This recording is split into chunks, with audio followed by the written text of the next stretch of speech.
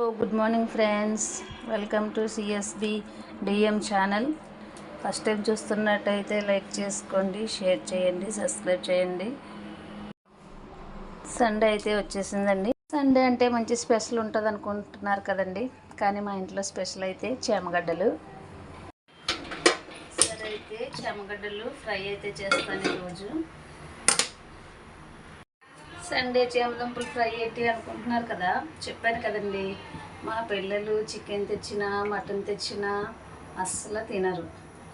చేపలు తింటారు కానీ నేను తినిపించాలి. చికెన్ ఎలాగో తినకూడదు, మటనే ఎక్కువ తీస్తాము మేము. సరే, ముందుగా అయితే పోపులు అయితే వేసుకుందామండి. పప్పులు అంటే ఎక్కువ ఇష్టమని మా పిల్లలకి నేను ఎక్కువ శనగపప్పు అయితే ఉంచుతానండి, ఎందుకంటే పిల్లలు ఎక్కువ పప్పులు ఇష్టపడతారు కాబట్టి.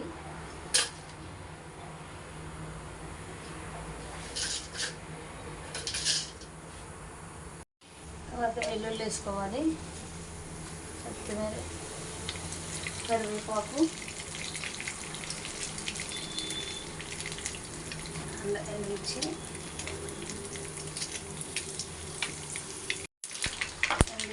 ముందుగానే మనం అయితే ఇష్టం ఉన్న వాళ్ళు వేసుకోవచ్చు, లేదంటే లేదు. నాకైతే పచ్చిమిర్చి ఇష్టం, వేస్తాను నేను పచ్చిదానికి. నేను అన్నీ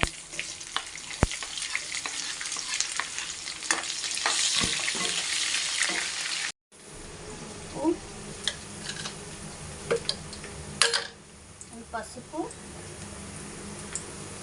సరిపోతుంది.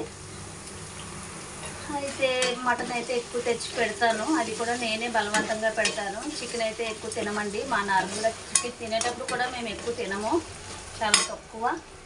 పర్ మంత్ 1 టైం తిన్నాం, చాలా ఎక్కువ. కానీ ఇప్పుడైతే అస్సలు మానేసాము. బర్డ్ ఫ్లూ ఏదైతే వచ్చిందో అప్పటి నుంచి ఆ మంత్ కూడా తేవడం మానేసాము. తెస్తే మటను, సరే ఇంకా మటన్ కూడా తెచ్చుకోవాలనిపించలేదు, వెజిటేబుల్ అయితే ఉన్నాయి కదనేసి చేమగడ్డలు అయితే నేను పిల్లల కోసం చాలా చాలా ఇష్టం మా పిల్లలకి చేమగడ్డలు. అందుకే యాక్చువల్లీ నేను కూర చేస్తాను చింతపండు వేసి, కానీ ఈసారి కొంచెం దుంపలు ఎక్కువ ఉన్నాయి కదా అనేసి ఫ్రై అయితే చేస్తున్నాను. మా పాపలు ఉడకబెట్టేటప్పుడే దుంపలు తినేస్తూ ఉంటారు, కాకపోతే ఈరోజు సండే స్కూల్కి అయితే వెళ్ళిపోయారు, అందుకని వాళ్ళు అయితే తినలేదు. అందుకే అన్నీ ఉన్నాయి, లేదంటే వండేటప్పుడే సగం దుంపలు అయిపోతాయి.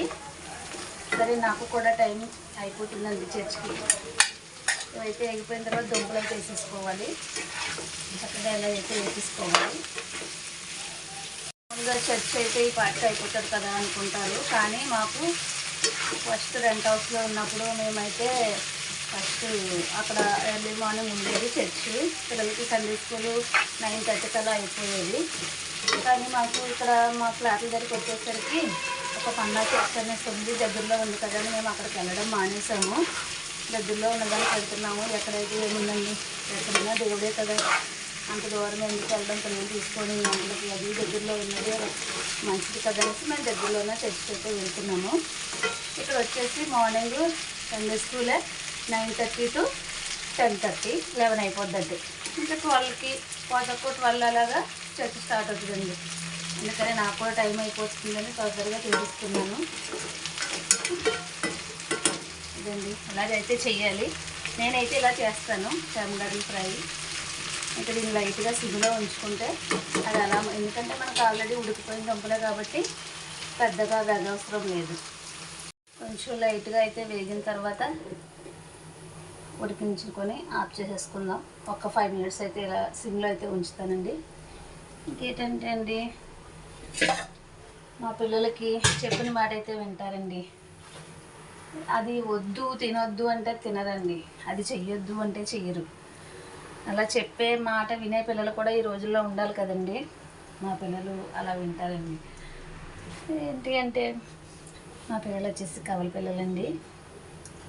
నా పేరుకున్న పేర్లు స్వీటీ, బ్యూటీ, నా ముద్దు పేర్లు. ఇంకా వాళ్ళకి రియల్ నేమ్స్ వచ్చేసి లేఖ, శ్రీలేఖ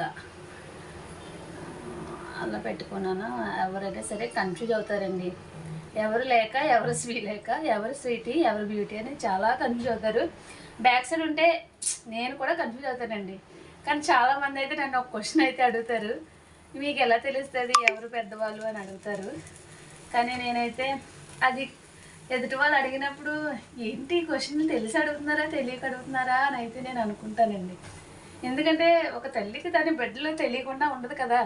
కాకపోతే వాళ్ళు ఉన్న పోలికలను బట్టి వాళ్ళు అడుగుతారు. కానీ అయినా సరే అప్పటికి నాకు ఒక చిన్న ఆలోచన వస్తుంది, ఏంటి వీళ్ళు ఎలా అడుగుతున్నారు, తల్లిని ఎవరైనా అలా అడుగుతారా అని అనిపిస్తుంది. కానీ వాళ్ళు అడిగిన మాట ఒక్కోసారి నిజమైతే అవుతుందండి. బ్యాక్ సైడ్ ఉంటే నేను కూడా పోల్చుకోలేను. ఫ్రంట్ సైడ్ అయితే నాకు వెంటనే తెలిసిపోతుంది.